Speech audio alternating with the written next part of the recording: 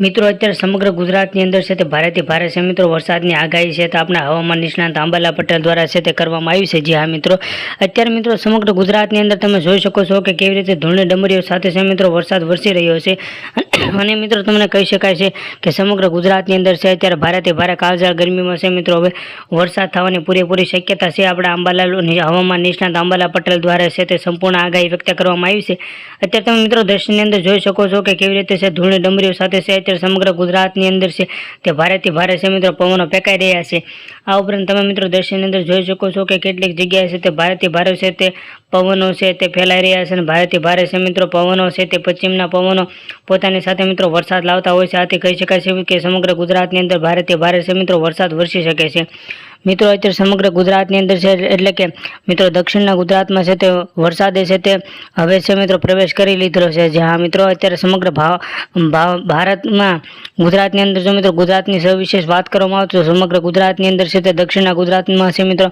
ભારેથી ભારે છે તે વરસાદ છે તે બેસી ગયો છે એવી પણ આગાહી આંબાલાલ પટેલ દ્વારા કરવામાં આવી છે અને અત્યારે સમગ્ર દક્ષિણની અંદર છે તે વરસાદ પ્રવેશી શક્યો છે। ખાસ કરીને મિત્રો જો વાત કરવામાં આવે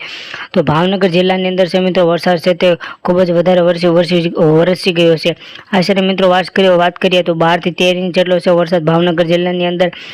પડ્યો છે। આ ઉપરાંત મિત્રો આંબાલાલ પટેલ દ્વારા એ પણ આગાહી કરવામાં આવી છે કે ટૂંક સમયમાં ગુજરાતમાં છે તે સૌથી મોટું એટલે કે સૌથી ભારે છે મિત્રો વાવાઝોડું છે તે ગુજરાત સાથે ટકરાશે એવી પણ આશંકા છે તે આંબાલાલ પટેલ દ્વારા વ્યક્ત કરવામાં આવી છે। જી હા મિત્રો, આંબાલાલ પટેલ દ્વારા જણાવવામાં આવ્યું છે કે આવનાર સમયમાં છે ગુજરાતમાં ભારેથી ભારે છે તે વાવાઝોડું ટકરાશે અને ગુજરાતની દરિયા કિનારા સાથે ટકરાશે। આશરે ગુજરાતથી લગભગ છે મિત્રો 350 કિલોમીટર દૂર છે વાવાઝોડું છે અને ધીરે ધીરે છે મિત્રો વાવાઝોડું છે ગુજરાત સાથે ટકરાશે અને ગુજરાતમાં છે તે મોટી માનહાનિ થશે। અને મિત્રો અત્યારે તમે સમગ્ર ગુજરાતના દરિયા કિનારે જો દક્ષિણની વાત કરવામાં આવે તો દક્ષિણમાં હાઈ એલર્ટ જિલ્લાની અંદર આવે છે, દ્વારકા આવે છે, પોરબંદર આવે છે, જુનાગઢ આવે છે, જામનગર આવે છે વગેરે જિલ્લાઓ છે તે હાઈ એલર્ટની અંદર આવે છે એટલે કે ભાવનગર મિત્રો ભાવનગરનો પણ એનો સમાવેશ કરવામાં આવ્યો છે। આ ઉપરાંત મધ્ય ગુજરાતની વાત કરીએ તો મધ્ય ગુજરાતની અંદર છે હાઈમાં એટલે કે મધ્ય ગુજરાતમાં છે તે અમદાવાદ છે તેમજ વડોદરા છે વગેરે જિલ્લાને છે તે હાઈ એલર્ટ કરી દેવામાં આવ્યા છે। આ ઉપરાંત ગુજરાતના જે દરિયા કિનારાની સરહદ છે એમના પણ છે તે ખાસ અંશે છે તે મોટા તફાવતો છે તે જોવા મળે છે, તમે જોઈ શકો છો।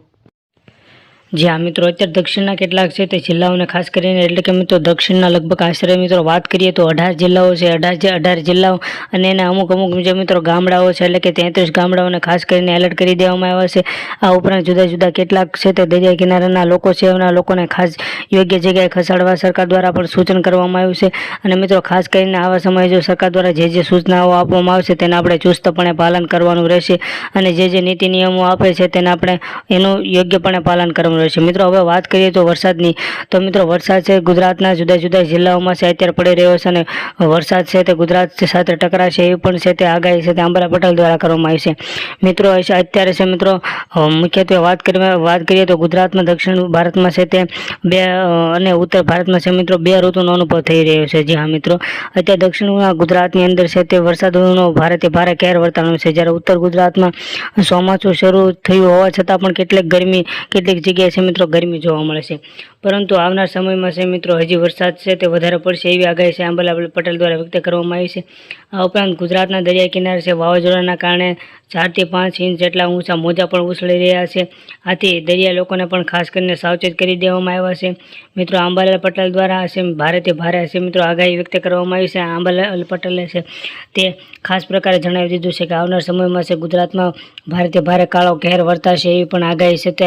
આંબાલાલ પટેલ દ્વારા વ્યક્ત કરવામાં આવી છે અને ગુજરાતમાં છે મિત્રો આશરે 5 સિસ્ટમ છે તે દરિયા કિનારે સક્રિય કરી મૂકી દેવામાં આવ્યા છે। જી હા મિત્રો, ખાસ કરીને જો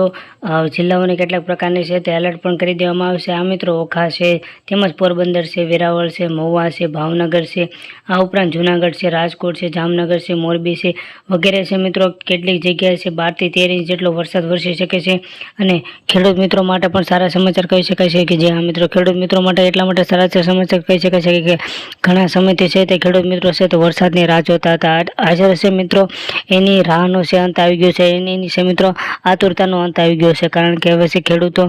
વાવણીઓ લઈને તૈયાર થઈ જાવ, કારણ કે છે ગુજરાતમાં ભારેથી ભારે છે એટલે કે